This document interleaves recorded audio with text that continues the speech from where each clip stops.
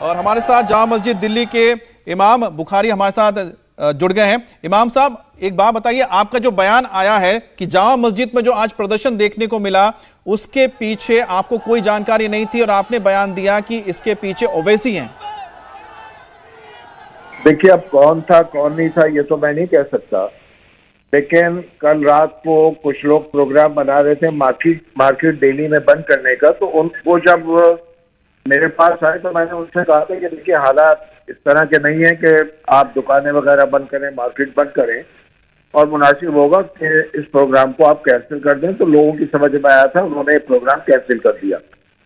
लेकिन आज जुमे की नमाज के बाद अचानक लोग नमाज पढ़ने के बाद नीचे उतरे और गेट नंबर 1 का जो चौक है वहां पर उन्होंने नारे लगाने शुरू किए, दिल्ली पुलिस हाय हाय, और कुछ और नारे लग रहे थे। अब मुझे सही नहीं मालूम, लेकिन कौन लोग थे ये अभी तक पता नहीं। लेकिन इमाम साहब, जो तस्वीरें हम देख रहे हैं और जो तस्वीरें हम दिखा रहे हैं उसमें बाकायदा हाथों में पोस्टर भी है, तो ये तो कोई सुनियोजित प्लानिंग ही लगती है कि पोस्टर लेकर अगर आप आए हैं नमाज अता करने के लिए और फिर उसके बाद बाहर भीड़ इकट्ठा कर रहे हैं, इसके बारे में जानकारी कैसे नहीं हो पाई? नहीं, अब लोग नमाज पढ़ने के लिए आए, उन्होंने कहाँ पेपर रखे, कहाँ क्या किया, किसी को थोड़ी मालूम है। और एक बड़ी तादाद जामे मस्जिद में या किसी भी बड़ी मस्जिद में एक बड़ी तादाद होती है, लेकिन छुपाकर भी तो जेबों में ला सकते हैं ना वो। और पेपर थे उनके पास, पेपर उन्होंने रखे होंगे छुपाकर। अब अचानक उन्होंने जब नारे लगाने शुरू किए नीचे, तो पुलिस भी एकदम चौकन्नी हुई, क्योंकि पुलिस को भी, इंटेलिजेंस को भी नहीं पता था कि इस तरह से होगा। जब उनको नहीं पता तो हमें कैसे मालूम होगा? जी जी। अच्छा इमाम साहब, आपको क्या लगता है कि अचानक जो आपने देखा कि इतने लोग का इकट्ठा होकर प्रदर्शन करना, क्या इसके पीछे आपको लगता है जिस तरह से ओवैसी लगातार इस पूरे मुद्दे को लेकर हवा दे रहे हैं, लोगों से अपील कर रहे हैं कि वो प्रदर्शन करें, क्या आपको लगता है कि इसका असर है? अब देखिए, सोशल मीडिया पे तो बराबर 2 दिन से चल रहा था और मुख्तलिफ शहरों से इस तरह की अपीलें आ रही थी, लेकिन किसकी तरफ से हुआ ये मैं नहीं कह सकता। इमाम साहब, आपसे थोड़ी देर पहले आपने कहा कि असदुद्दीन ओवैसी के लोग ये हो सकते हैं, ऐसा आपने क्यों कहा? क्या आधार है? किस प्रकार की सूचना आपको मिल रही है?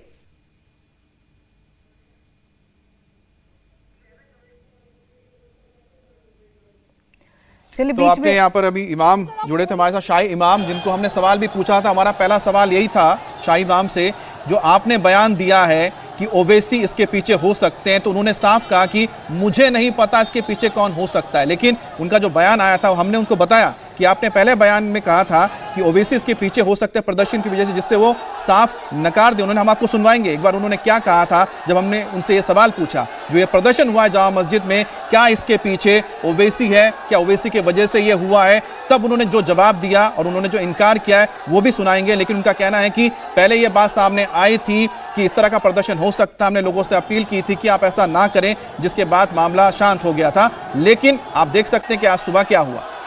और देखिए, मुरादाबाद, यूपी के मुरादाबाद से भी तस्वीरें सामने आ गई हैं। यहाँ पर भी कुछ इसी तरीके के हालात बने। हालांकि चूंकि उत्तर प्रदेश में पहले से ही जगह जगह पर पुलिस बल को तैनात किया गया था, तो मुरादाबाद में भी भीड़ को तितर बितर करने की कोशिश की गई। यहाँ पर भी नारेबाजी की गई है, लेकिन आपको पुलिस के जवान नजर आ रहे होंगे जो इस भीड़ को हटाने की कोशिश कर रहे हैं। तो वहीं दिल्ली की जामा मस्जिद के बाहर क्या हुआ, वो तस्वीरें तो लगातार हम आपको दिखा ही रहे हैं। उत्तर प्रदेश के सहारनपुर में भी भीड़ जमकर जुटी, भारी संख्या में भीड़ थी। भारी संख्या में नमाज अदा करने के बाद लोग एकाएक इकट्ठा हो गए, जमकर नारेबाजी करने लगे। और देखिए, जो चौक आपको नजर आ रहा होगा, इस चौक पर भी खड़े हुए लोग नजर आ रहे हैं। इंडिया टीवी हर वक्त हर जगह डाउनलोड करने के लिए सर्च करें India TV news Google play store या ऐप स्टोर पर।